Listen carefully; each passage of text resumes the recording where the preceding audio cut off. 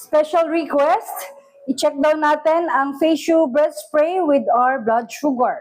Kaya naman bago muna tayo mag-spray, i-check na muna natin ang baseline ng ating blood sugar. So, it's 9:56 a.m. at ang baseline ng ating blood sugar is 104 milligrams per deciliter. Siguro mag-spray tayo nito mga 10.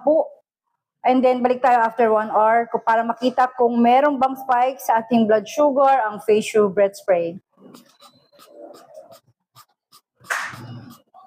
Lunukin pa natin yan.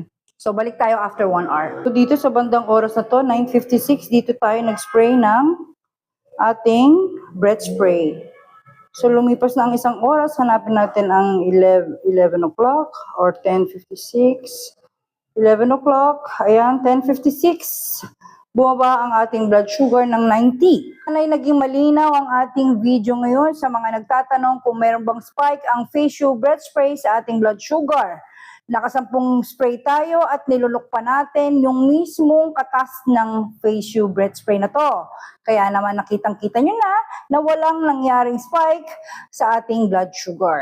That will be all for my today's journey and see you all tomorrow for my tomorrow's journey. Bye!